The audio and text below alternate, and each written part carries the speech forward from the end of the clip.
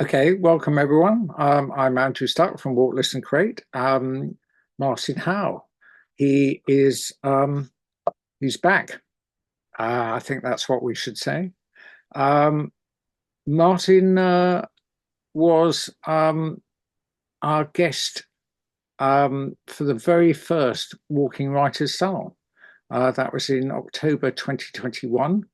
A different world we were living in there. We'd sort of just emerging out of one lockdown. Maybe we emerged into the second one. I can't remember. It's all a bit sort of concertinaed, isn't it? Those COVID days. Um, and at that time, Martyn had written a book called The Big Trails, and we talked about him walking the 19 national trails. And we've got him back because he's got a new book, which is called The Coast is Our Compass. So we're going to be talking about that book, but also about his approach to writing and perhaps the journeys that he's changed as being a writer. Um, so we anticipate this is going to be slightly different from previous salons because Martyn has brought some slides and he's going to show some slides at different points to explain and show you some of the extraordinary things he encountered on his walk, and perhaps tell you a little bit of context because the book itself has got loads in it, and of course the every picture tells a story, but there's a lot behind the pictures as well. So we'll get onto that as well. But let me do a proper introduction. So Martyn. This is what he's written on his bio. He's after 40 years as a multinational technology executive, Martyn Howe rediscovered his passion for the outdoors, walking all of Britain's national trails and writing about that 3,000-mile journey in his first book, Tales from the Big Trails. On reaching Cromer, he realized he could not stop and set off to walk the new King Charles III England Coast Path National Trail, a further 2,700-mile journey around the coast of England. In 2019, he walked the Wales Coast Path, and recently he completed a walk along the east coast of Scotland from Berwick upon Tweed to John O'Groats, a journey of a similar length to the Southwest Coast Path. In between, to relax, he says. No, in between these expeditions, he's just cycled 4,000 miles around the North Sea cycle route and completed 2 journeys from Land's End to John O'Groats, one via Ireland's Wild Atlantic Way and the other taking in the 4 cardinal points of Britain. Another 2,000 miles. This wanderlust of over 13,000 miles has left an indelible imprint on his psyche, probably on everything else, on his body as well, I imagine. He writes about how he has changed in The Coast is Our Compass, hoping that others will be inspired to experience the power of nature's blue spaces and coastal margins. His ongoing adventures can be found at trailplanner.co.uk, which also includes new digital maps that show the interplay between art, culture, geology, and society along the routes he's taken. So, Martyn, before we sort of pin you down about why on earth you keep walking, what I think we should get you to tell us a little bit about the King Charles III Coast Path, which we understand from the press and publicity is about to be launched officially. Yes, well, thank you very much, Andrew. Yeah, the King Charles III England Coast Path, which was renamed in May 2023 to, as part of the coronation of our new king, is will be the world's longest managed coastal path. Some people might say there's some longer coastal paths, but in terms of something that's named and managed, it will be the longest coastal trail in the world. So when I finished the first 19 trails, I got to Cromer and I was partly disappointed to see another finger post pointing east along the Norfolk Coast Path. And I realized that actually, the England Coast Path was in the process of being opened. And, well, I just had to walk it really, but not realizing fully that it was another almost 3,000 miles. So just to put that in context, I found out the other day that the UK has 137,000 miles of public rights of way. And that's not even before you think about Scotland, which has got its open access, sort of legislation. So you can pretty much walk anywhere you like in Scotland. But yeah, the England Coast Path is 2,700. The Welsh Coast Path is 870. Northern Ireland's got about 100, of named coastal paths. And then Scotland's got quite a lot, actually, in terms it's got the Fife Coast Path, the Berwickshire Coast Path, the John O'Groats Trail. So there's about 4,000 miles of coastal paths in the UK in total, and many people have walked around the entire circumference. But as soon as you get to Scotland, the west coast of Scotland, you can easily increase that to 8,000 or so. Um, Many of you will know the Southwest Coast Path, which is now, coincides or is co-located with the England Coast Path. Not exactly, but it runs pretty much in the same distance. And another fun fact I discovered is that that path, which is 630 miles, represents two-thirds of the climbing and descent. So it's quite a tough path. It's almost as if the British Isles is tilted, and that the sharp edges are down in the southwest. And when you get to the east coast, it's quite flat, and it's also eroding quite rapidly. So what I've done is to do that journey. I did it over a period of a couple of years. I didn't do it in a continuous journey. You may argue that I cheated a bit because I took some ferries. So when you get to an estuary, you can cross any public ferry was okay for me to catch. Some which now no longer run. For example, the Gravesend Tilbury ferry no longer runs.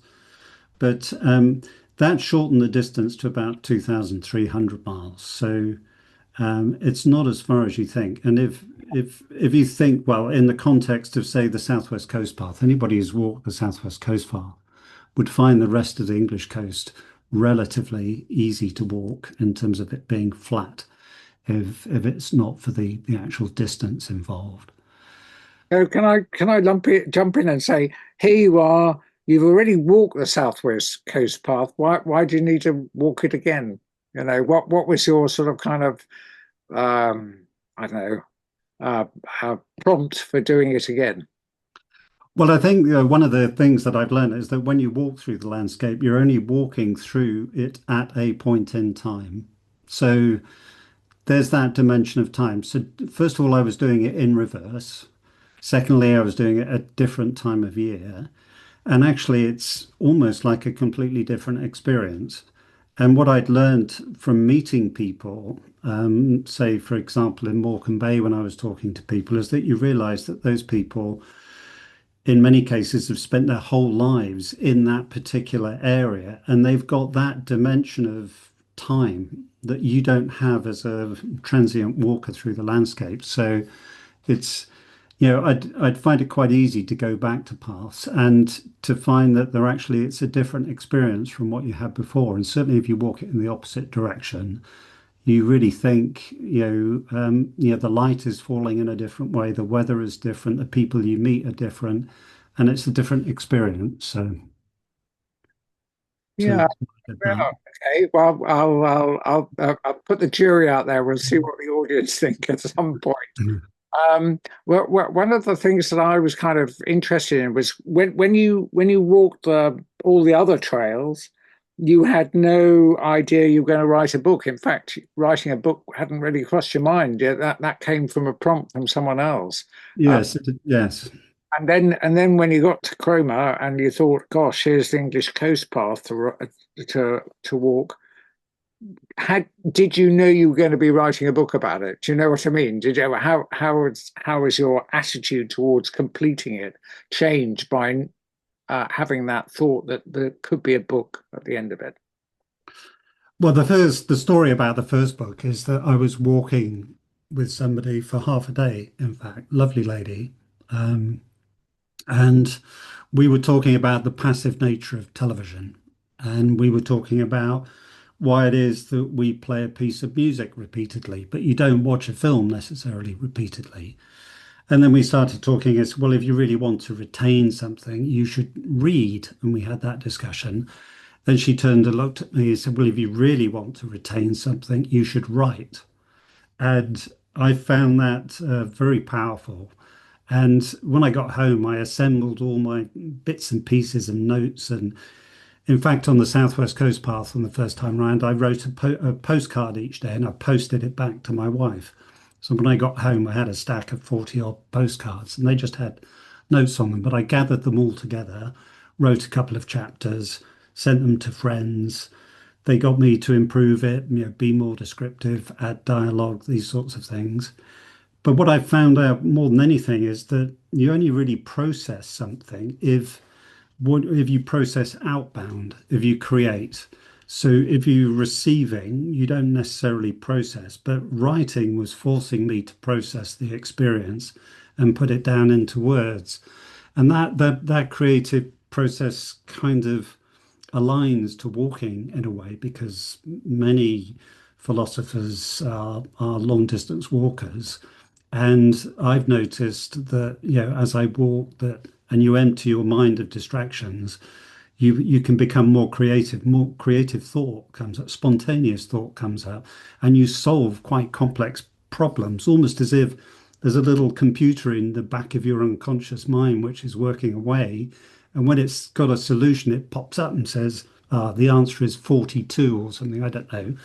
But I found those things related and connected. So the experience of writing and walking was related.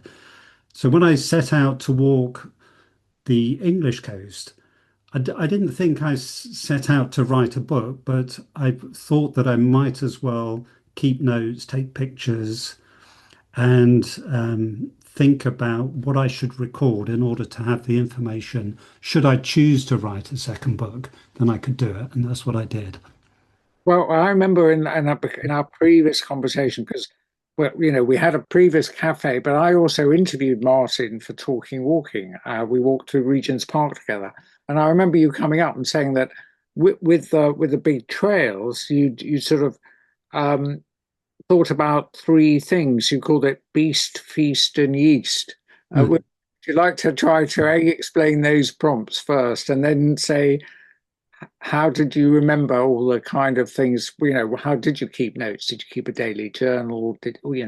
And how exhausted were you at the time when you were writing the journals?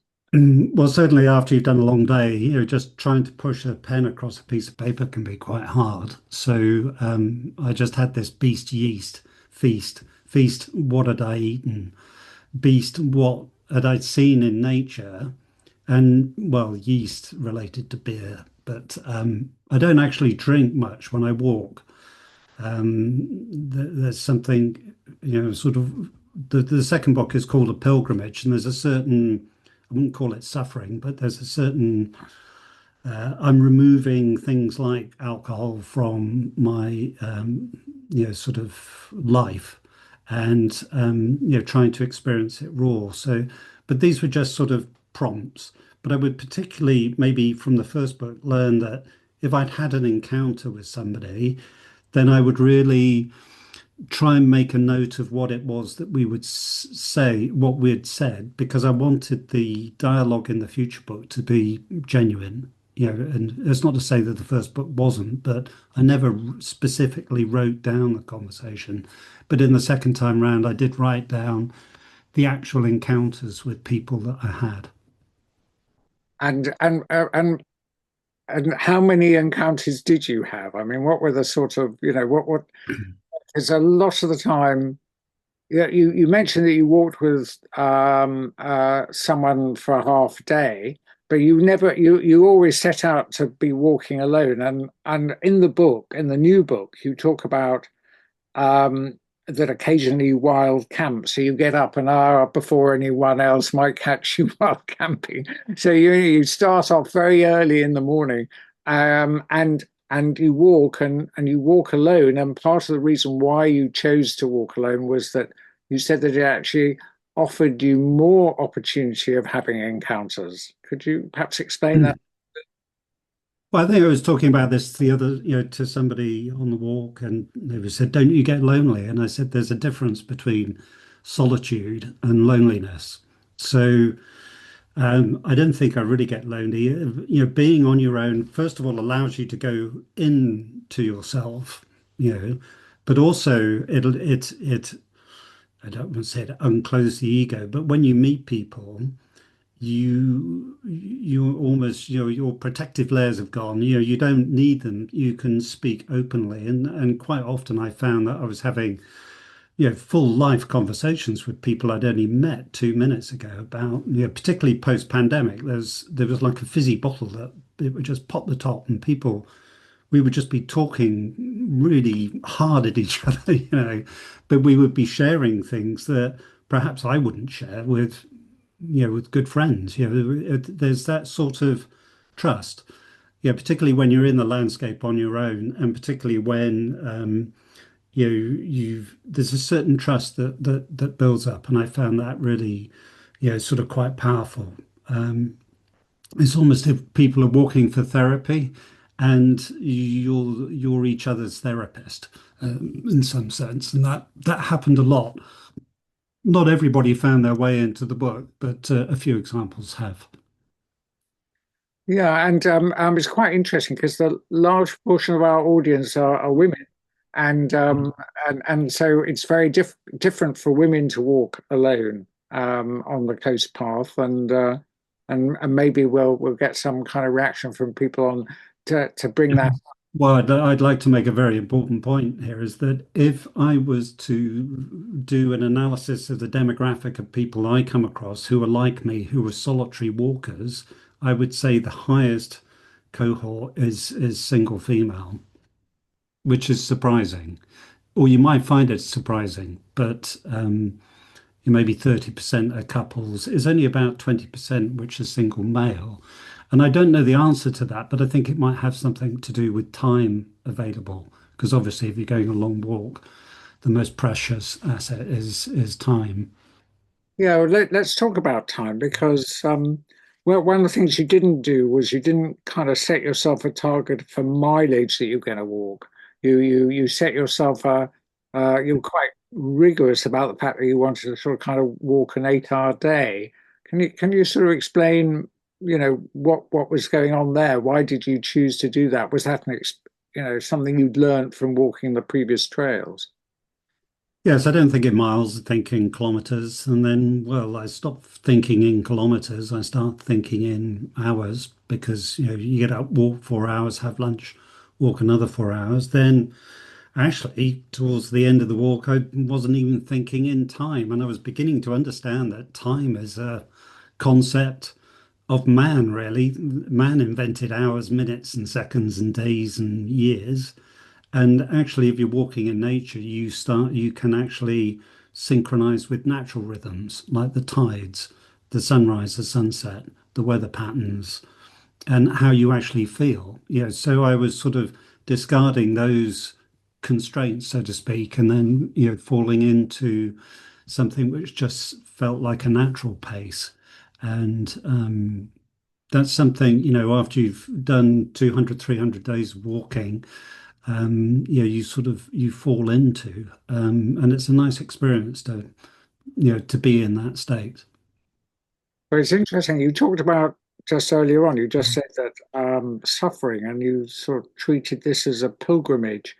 And I must say, reading the book, I thought, crikey, crikey, this man has just walked a 28-mile day. That that's if that's not suffering. I don't know what is. And then a couple of pages on, you're suddenly hitting 33 or something like that. So, I mean, that's an extraordinary distance to cover in a day. Um, uh, was that is that what's your sort of how does it work? How do you make that happen? And you're walking with poles, aren't you? You're Yeah. you're sort of doing Nordic walking for mountaineers almost. Or it must be for the Well, sun. I suppose, yeah, what I've learned is to travel light. Yeah, so what I carry has come down in weight massively from when I first started. But more than anything, I find that is when you sort of dispense with the competitive nature and you start to relax, that you find that you walk easily. And when you walk easily, you walk further. So actually, I seem to be walking as well as I used to 20 years ago. So, and I'm 65 now. So, when I was 45, I would definitely feel it in my legs and so on. But now I've just sort of learned to relax and I've learned to listen to my body. So I learned to listen that if it's feeling wrong, you should take a rest. And somebody else mentioned that you should perhaps follow the Roman method, which is take the Sunday off, take the Wednesday afternoon off, then you walking 2.5 days and then walking another 2 hours. So resting is quite important. But if you get into the flow and you feed yourself properly, which is quite important, I've got a friend who's a football coach, and he said I should take an electrolyte here. He said you should fuel at these points. That's made a big difference. And I'm finding I'm walking as well as I ever have. And I'm not competitive from that point of view. It's just that, it feels easier to walk long distances now. And it's something that you develop over time. Now, I know you said you're going to pick a passage or two to read. Do you want to choose the passage and then maybe we'll talk on that and maybe you'd like to show some slides or something, and then Well, what would people like to hear? Well, would they like to hear me or would they like to see me? yeah, okay. I don't know. Do we have a poll where we ask people? But yeah, pop in the chat. I mean, one of the things we haven't spoken about, but I know we talked about it sort of before the meeting, that we're going to talk about the art you encountered, not just the people you met. Because I know that through walking the coast path, you've now become particularly interested in what one might call as coastal art or art inspired by the coast. So Yeah, maybe I can go through some of the art. I think, yeah, this session is walking, creating art, and I'd like to talk about that. So maybe if I could share the screen, we can do that. Right. yeah, with your screen, and so if you go to slide two, yeah, Okay, does everybody see that? yeah, yeah. Okay. Well, I'll go through these quickly. Some of you may recognize that. That's Marcus Veget's. He's an artist and a musician, and he has about 11 of these time and tide bells around the coast of Britain, and they're just incredible. The bell there actually is a harmonic bell, so when it rings, it is a sort of polyphonic, multiphonic, sound that comes out of it, but it sits in the tidal zone. So when the tide comes in, the hammer right underneath it acts with the wave motion and the bell rings. And that I thought was really powerful because this one, which is at Mablethorpe, sits, near to some of the lost villages which are on the East Coast. And there's a famous poem called The Great Floods of Lincolnshire or something. It's got a line in it which is about the bells of Enderby. And Enderby Church is now, half a mile offshore, and people say that they can hear the church bells. And then there's something about a church bell, it's ringing a warning. What is it? It's calling out for something. And this is really a response to coastal erosion, to climate change, or whatever you want to talk about. And in this particular example, I I came across it, a dog round up and it was barking at it. And then a group of people couldn't work out what it was. What is this thing? And I kind of knew what it was. So I rang the bell. And when the bell rang, everybody went quiet. Then they started talking about climate change. Then they started talking about the tides. Then they started talking about the lost villages.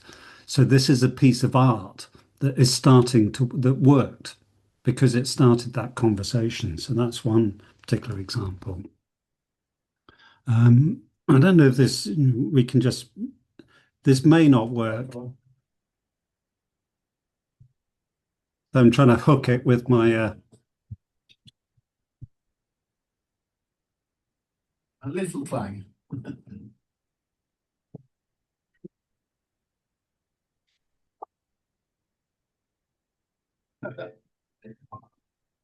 so I don't know if you heard, did you hear? I don't know if that came through. Yeah, but I'd encourage you to go to that website. And then I'm just going to quickly go through some others. So this is Annabelle McCourt and somebody else. And this is in the most unusual place in Hesel near Kingston upon Hull. And it's a representation of the geese, migrating geese, but it's also a representation of the sailing vessels, the fishing vessels in the Humber, the River Humber. And they are like what you call the thing that you spin around, the litroscope or something. But if you walk past them, it looked as if they were flying, and I found that really good. Um, this is particularly high quality mosaics in Burnham-on-Sea, and this is from a Edinburgh artist, Svetlana Kondakova-Muir. And there's a lot of mosaics on the coast, but this was particularly powerful. And what it was showing was all the creatures that lived in the low tide and the high tide and the mudflats that you would be totally unaware of otherwise. And there was such detail and craft that was put into that. I sort of made a note of that and mentioned it in my book. Now this one's quite interesting. This is a Annamite shell, which is the represents the first section of the England Coast Path, and it's on Portland. And the first section, which I think went from Portland to Abbotsbury or something like that, quite difficult to find. But this is the England Coast Path from Portland doesn't follow the Southwest Coast Path.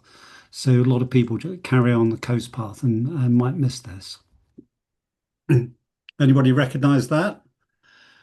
Well, this is Anthony Gormley. This is the another place which is in Crosby Beach where there's 100 cast iron forms of his body over a 2 mile strength of beach. And I found this very powerful because of looking out to sea. Um, it worked on many levels, and each one of them, even though they were standardized, had become different over time. And then locals had decorated them. Some, they responded differently to the tides and the weather. And I encourage anybody who is up near Liverpool to go and have a look at these. Now, this one's not on the English Coast Path, and it's very recent, but it's utterly stunning. And I came across this. This is Freswick Bay, which is to the north of Wick near John O'Groats. And it's at the turning point for a lot of cetaceans. And this is an artist, is it Colleen McLaughlin Bailey? And she has got the image of a whale fin and it's embedded within acrylic. And what's interesting about the acrylic is it's made 100% from recycled acrylic materials. And this one I found particularly powerful when I literally encountered it, just as it was finished and just built. I don't know if anybody can recognize that one, but this is Sir Patrick Moore in Selsey, on the south coast. And what I really liked about this is that it's very playful, but Patrick Moore was on the south coast for a sort of reason because he could watch the daily arc of the sun. If you're on Selsey Bill, you're stuck out in the English Channel a bit, so you can see the sunrise and you can see the sunset, and you can see the art and the arc of the sun. And he did a lot of his astronomy from that location, and I found it really incredible that somebody had used a seal because Selsey means Silsea, which it means seal. It used to be called Seal Island. So somebody had put all these things together, and this was a memorial to him. I thought it was very good. How many people have seen Luke Jerram's work? So this is, obviously the moon, but the moon and the tide. And I found this really powerful. And this is in Chichester Cathedral. It's since been moved, but Luke Jerram's got other work as well. He's got the Earth, which is called Gaia. He's got another one called Helios, which is the sun, which is in Winchester Cathedral at the moment. And there's another, no, he's got Mars as well. And sometimes he puts these installations into cathedrals, but he put the one Helios in a swimming pool, and you can see it reflected off the surface of the water. It's incredible. But if go to his website and keep an eye out for them because there's quite a few of them around. But this was particularly powerful because I'm walking in the interstitial tidal zone. Oh, Richard Farrington, this is Circle. This is a charm bracelet, which is on the Cleveland Way, which I thought was very good because it's showing the interconnection between nature. You've got a sea purse there and industry. So you've got tools of industry. The first one was vandalized and thrown down the cliff, so we built another one. This is Beach of Dreams. So that features quite strongly in the book. I came across the community that was walking from Lowestoft to Tilbury, each of them carrying a flag, each one of them telling a story. So you notice they're all individual. And I learnt about this on the walk, and I walked with the Beach of Dreams community when I got to Fleetwood, and I walked halfway around the Morecambe Bay with them and also carried one of these flags all the way up to Gretna. Now, this was afterwards. So in Cromer, where I started my English Coast Path walk, I've got friends who are in Wales, and they said, "Oh, there's an art exhibition at Salthouse Church. Do you want to come along?" And I met Debbie Liddon, and Debbie Liddon is a walking coastal artist, and her work just, knocked me over. So I got to know her, and I spoke to her, and we were really getting on like a house on fire. And you may have noticed in the background where I'm speaking that I've got this work. It's actually I actually bought it from her, and it forms the cover of my book. I found it very powerful, and I could talk for hours about this. All the meaning. So there's a little circle which represent the work is called Day Moon, and it represents that circular day moon. But actually, I saw a day sun on my walk where it was just like a white two-dimensional circle in the sky, which is almost like a portal to another world. Okay, so I'll stop at that point, and stop sharing the screen. But does anybody have any questions about that? Maybe that's a good time to talk about that. Yeah, sure. Does anyone like to make a remark about? I know, for example, Helen Ottaway, who's on the call, she made a CD which was all about bells and bells. But they were bells in East London. But I don't know whether you want to say something, Helen, or not. But or you're on Yes, mute. I can. I can. Actually, the first one was Dunwich, which is East Anglia. And Dunwich had a great inundation in the 12th or 13th century. It was originally a big port, and there's supposed to be 55 churches under the water. So we did a big performed installation conjuring up these bells that were under the sea in Dunwich. And also, I've also played under Luke Jerram's moon in Sherborne Abbey, which was a wonderful experience. So I really enjoyed your sequence of artworks, really inspiring. And I don't think I realized there were so many along coast paths. I've never really seen anything when I've been walking on coast paths. Yeah, I think that. So thank you. Yeah, there's a lot. What I notice is that they're not necessarily in the wealthy areas, if I could say that. And a lot of them are there to respond to the concerns of the community or the concerns of the nature of the landscape. And I found them very powerful. So there was one piece of work which is by Adam Brickland, which is called it just had the words, you are the dawn after my dark, and it was on the East Coast. And the idea is that the sun rose through this plywood stencil. And I was thinking, well, what does he mean? Is it my dark or is it the dark? Is it the dawn or is it my dawn? And then I started thinking about, why do people chase sunsets? We don't say carpe noctem, do we? Seize the night. We say seize the day. So isn't it a sunrise which is more powerful? And isn't that more optimistic? And I spoke to him about it, and it was really a post-pandemic statement. So what he was saying was, this is optimistic. This is the dawn after the dark of the pandemic. But I think you could take it for anything, that if you've survived the night and you're going into the day, then you've got the optimism of being able to walk the day. You're living another day. And I found that stayed with me, still stays with me today. Very powerful.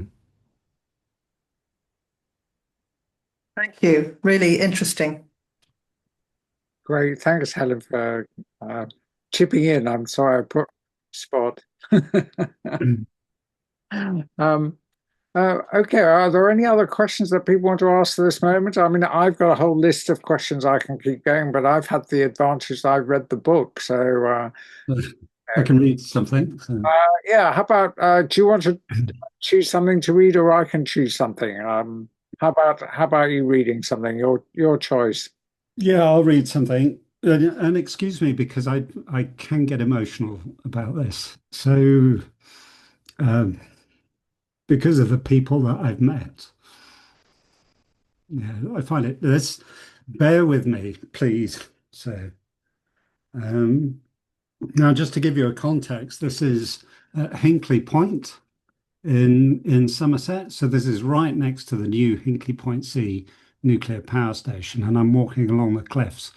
The weather's not particularly good, but there's a man walking towards me with a dog. And a local farmer and an ex-Marine is out walking his dog. We stopped to chat about my walk along the coast, the construction project, and the pleasure he gets from walking this same route almost every day in any weather. Like me, he describes walking as a defiant act, symbolically rejecting modernity for the simple pleasures that feed the soul. As I walk on, I reflect on progress as a synonym for time. Scientific and technological developments rob us of our past. Social networks are replacing meaningful interactions, and automation disengages us and displaces our skills. Walking is an antidote, taking us back in time, reminding us that we do not evolve as fast as the world around us. It reminds us of the pleasure of working with your hands, of solving problems with trusted friends, and directly experiencing life in the environment. These precious few minutes of conversation in the shadow of an atomic energy technology make me wonder if such progress threatens our well-being as we enter a transformative digital age.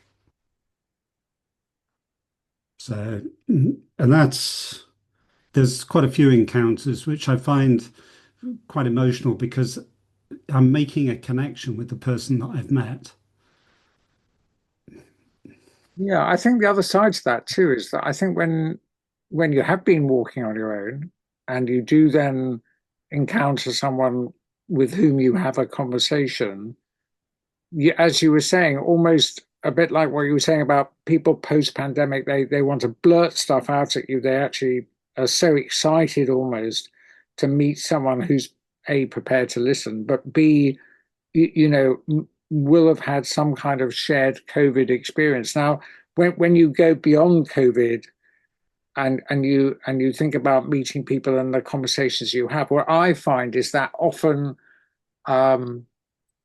grounds me more in that place than when I, have been past it. And if I think about the places I've walked, I frequently find it difficult to recall detail of places unless I've actually met someone. It's almost as though meeting that person makes me reappraise what I'm looking at and makes me remember it more. Yeah, and I think that I mean, I've got a collection of philosophical sayings. One of them is about cycling, shall I walk or shall I ride? I think it's, walk, joyed, replied, ride, pleasure said, or something like that. But the pace of walking is exactly right for you to retain the experience. And what I've noticed that everything I see, I encounter, and who I speak with, I'm walking at a pace where you can absorb them.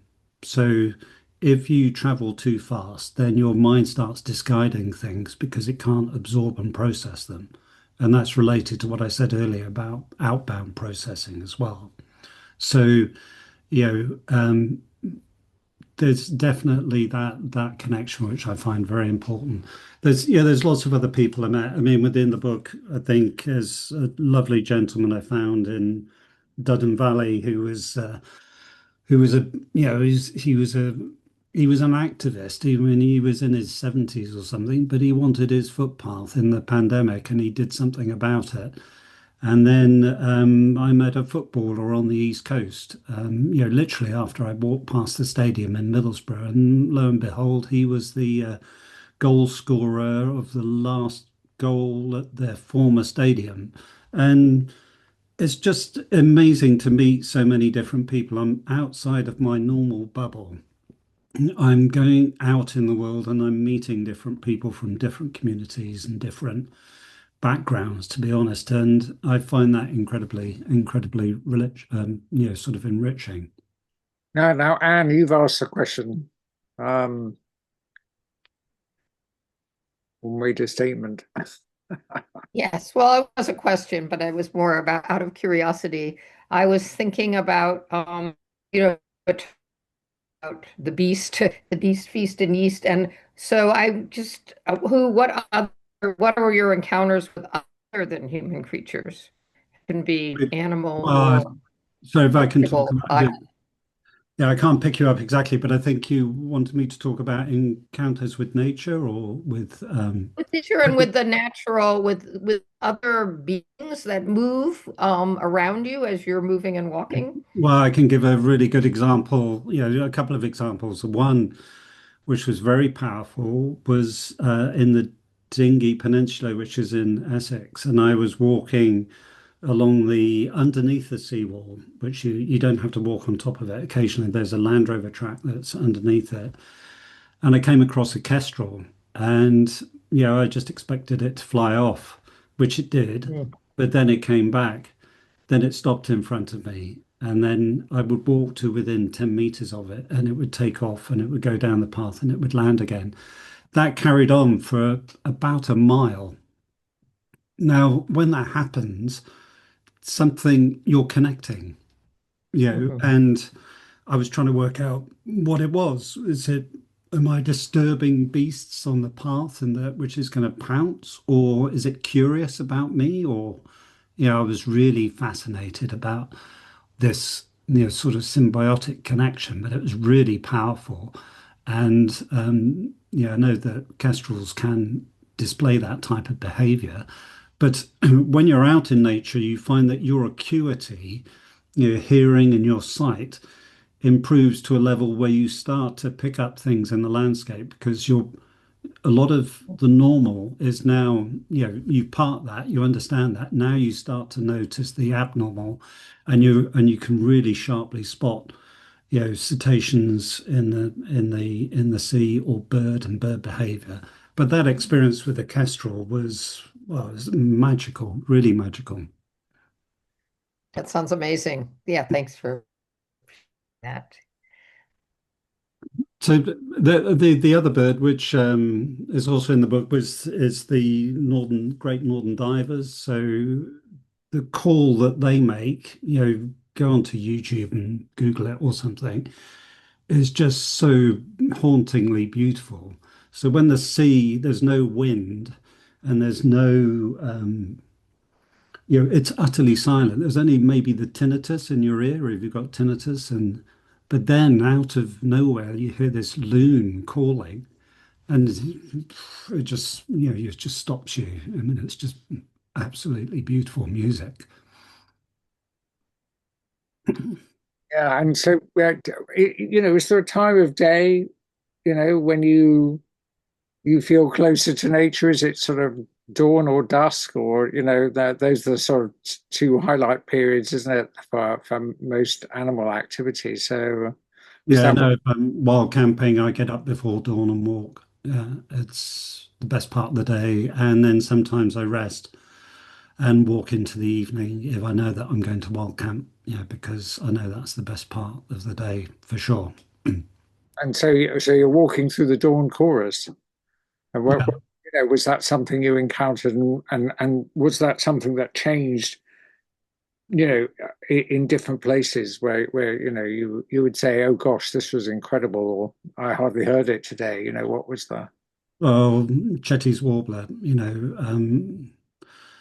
sort of waking you, or a wren, they're so incredibly loud, and it's just, sort of a few feet from your ear as you're walking through a wood or something. You get to know these sounds, and you get to understand where you're likely to hear them, or a chip chaff or a stone chat, and then you know why a stone chat's called a stone chat, because it tick tick tick like this, and then you start to recognize, and then the seabirds you start to recognize. You recognize the calls, then you immediately recognize peregrine falcons, and you're just tuning into the landscape. Now, I'm going to ask you a bit of a challenge, really, because you've already mentioned a few of these already. But what epiphanies did you have on this walk that you hadn't already had on walking the previous 19 trails? Well, epiphany is probably putting it a bit strong, but what I would say is that I'm beginning to understand, the boundary, the coastal boundary is called the littoral space. So that's the coastline, it's the physical space. And but it's also a liminal space in terms of the transition zone between the land and the sea. And my wife is a counselor and a psychotherapist, and we would talk about these things. So we started talking about, for example, the sea represents the unconscious mind and the land represents the conscious mind. That's one example. And then there's another one, which is, well, you're on an edge, and it's only when you're at an edge that you're exploring yourself, because if you're in your comfort zone, you won't find that. But if you go to the edge of your comfort zone, then you find out and you learn. So my wife and I sort of spoke about these, during the process of writing, and I wrote down 50 idioms or ideas or concepts, and I rewrote those in the language of a walker and somebody who's in nature, to try and interpret sort of psychotherapy or philosophical principles in the experience of walking. And a lot of that is in the book. And even when I go back and I read the book now, I realize, how much is actually in it. It's not overt, but if you were a therapist and you read the book, you would recognize that there's a lot of therapy work or practice or principles within the book. And that's been one of my objectives. So in terms of asking what I've learned, is that after you've walked so much distance, you really start to go in more deeper into yourself. And then, that's why I call it a pilgrimage, because it's a journey of self-discovery. And I found that quite powerful in terms of what I believe my place is in the world. So walking for me is the process of being, of becoming almost. I'm not in nature anymore. I've become nature. So I don't draw a distinction between and I start to question, why do we call things wildlife? Isn't it the humans who are the wild ones? So I'm starting to sort of think about that. So my understanding of the world, that's the epiphany, is that, by walking, I have a greater understanding of community and a greater understanding of nature. And I just felt, that I wanted to write about that. Yeah, I mean, that's the other side to it, is that people talk about writing things out as therapy too. You know, Yeah, all um, writers, all writers, almost every writer I've met, yeah, that comes across, as being, yeah. that's good. But well, there's something that I mean, I don't want to take away too much of the surprises of the book, but there's something that was a big surprise to you that happened. And maybe perhaps explain that you discovered someone in your life that you had been missing, but how did that come about? Perhaps Well, yeah, within the book, yeah, I've lost my parents to cancer. My father was a nuclear test veteran, so that's why there's a lot of nuclear dialogue within the book. So my experiences of coming across Sellafield, for example, which is really nuclear weapons testing, coming across, I can't remember the name of the peninsula, the Drift Peninsula. But I also lost my brother quite young to cancer. I've lost several friends to cancer. I've lost friends to alcoholism. And there was a period of time when there was just, I'm not going to say death all around, but there was a lot of loss. But then I found out through ancestry DNA, and I warn anybody who does it that they need to be prepared for the consequences. But I found out that I had an older sister. So having lost my family, I suddenly found that I found my new family. So I talk about that. That actually happened on the walk, and it's been a marvelous experience to find out that there's I've got somebody else in my life, and she's absolutely delighted because she now knows who her father is, and she's gained a brother which she never had any siblings. So she's very different from me, but we get on like a house on fire. So it's funny. Yeah, no, I must say it's a delightful thing that you talk about and you write about it in the book. And as you say, as you mentioned there, you feel quite emotional in reading passages from the book, and you asked me to read a passage rather than you read it. Well, I'm not going to do that because you've hinted already at the story that about the character you met who created a footpath during the COVID period. Without consulting the local authority, created a footpath. Yeah, the emotion comes up because it might be love actually, because you're forming connections with people, and you're giving something and they're giving something to you. And I find that, it's really life affirming actually. That's why I get emotional about it. Okay, well, look, you've entertained us royally for over 50 minutes, and and I just want to know whether there are any questions or comments that people in the room would like to make, because we've got about 4 or 5 minutes left. And so if there's anyone in the room who would like to, unmute themselves and ask a question or just make a comment. Anne-Marie is waving at me, but I mean, it doesn't have to be, wave and say something, Anne-Marie. Okay. Can you hear me for a Yes, start? I can. Yes, Yeah. okay. Perhaps you already said how long this particular walk took, so excuse me if I missed that. But I was going to ask how long it was and whether it was like a sort of reading a really good long novel that you didn't want it to end, or whether when you got to the end, you knew you were getting towards the end, you felt a feeling of relief. Cool. The opposite.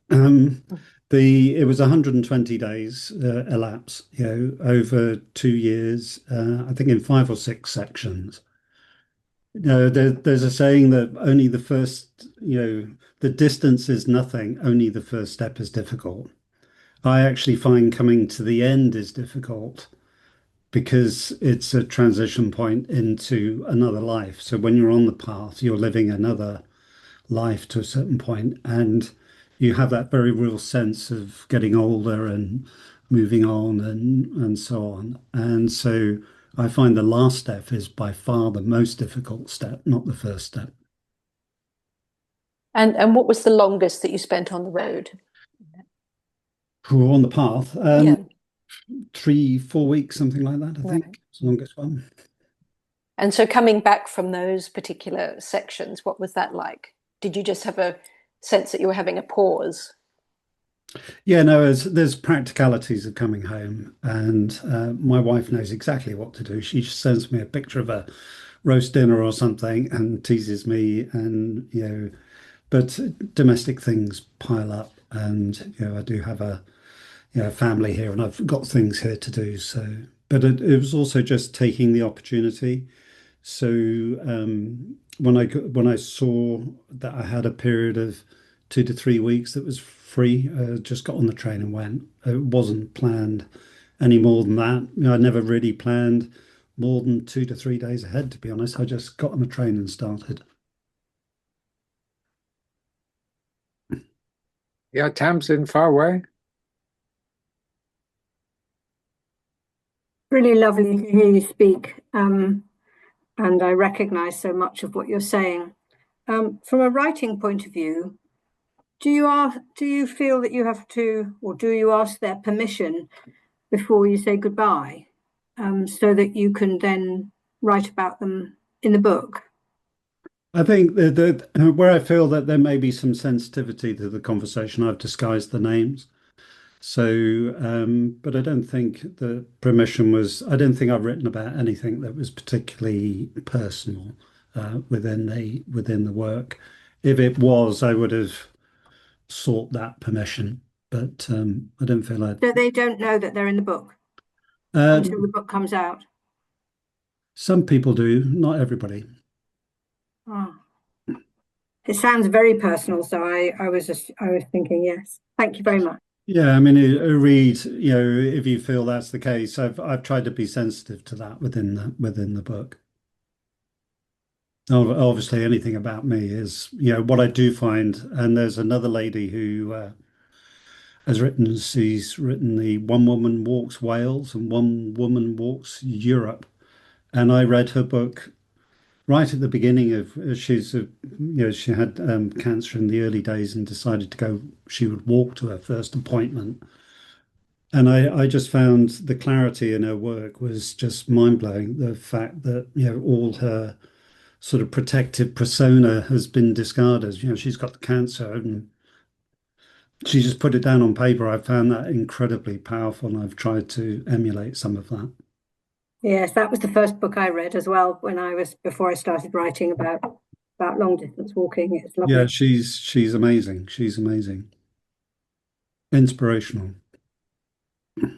Okay, well, there's Kathleen has asked whether there could be something about the list of artists that of the artwork that you showed us on the screen. But is there a list in the book, or is there something that we can share? At the back, I'll just go through some of them. Adam Brickland, who's the Dawn After My Dark. Maggie Hambling, who's got the scallop.